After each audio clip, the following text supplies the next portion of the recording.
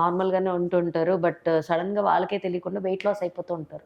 హ్మ్. దానికి what is the main reason అయి ఉండొచ్చు? హ్మ్. ఎందుచేతన అలా అయిపోతూ ఉంటారు? అంటే ఈ క్లైమాటికల్ కండిషన్స్ ఏమన్నా ఇంపాక్ట్ చూపిస్తదా? లేదంటే జనరల్‌గా ఇంకేదన్నా అయి ఉంటదా? లేదమ్మా. ఇప్పుడు actually weight gain and weight loss hmm. 2 కూడా కరెక్ట్ కాదు. హ్మ్. ఇప్పుడు సరే కొంతమంది మేము అందుకనే విల్లింగ్‌లీయా? అన్‌విల్లింగ్‌లీ హ్మ్. అంటే నువ్వు తగ్గాలని తగ్గుతున్నావా? లేదా తగ్గాలని పెరుగుతున్నావా? అనేది కూడా హ్మ్. ఇంపార్టెంట్. హ్మ్. సో, ఇప్పుడు మీరు చెప్పినట్టు చాలా మంది చాలా హ్యాపీగా వస్తారు. సార్ నేను తగ్గిపోయాను సార్. 5 కిలోలు తగ్గిపోయాను, 6 కిలోలు నువ్వేమైనా చేసావా? అంటే నేనేం మార్చలేదు సార్. అలాగే ఉన్నాను కానీ తగ్గిపోయాను సార్. ఎలా జరిగిపోయింది sir miracle? It's a miracle. ఆ! అది మిరాకిల్ కాదురా బాబు! లోపలేదో జరుగుతుందని. ఆ!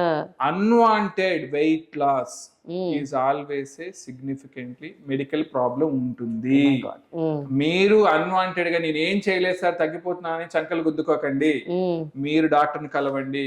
మీరు తెలియకుండా తగ్గిపోతున్నారు అంటే ఏదో జరుగుతుంది.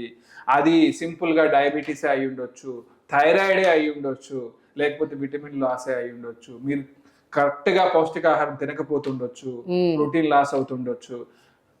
మీకు తెలియకుండా మీరు వెయిట్ లాస్ అవుతున్నారు అంటే డెఫినిట్‌గా ఫస్ట్ డాక్టర్‌ని కలవండి. ఎందుకంటే that is not a good sign. ఇంకా సీరియస్ కండిషన్స్‌లో క్యాన్సర్ కూడా అయ్యుండొచ్చు. సో, హ్మ్. బెటర్ ఈ రోజుల్లో ఏజ్ అనేది మ్యాటర్ కాదు. బట్ డెఫినిట్‌గా మీరు కలిసి వెయిట్ లాస్ అవుతున్నారంటే డాక్టర్ అటెన్షన్‌కి వెళ్ళటం మంచిది.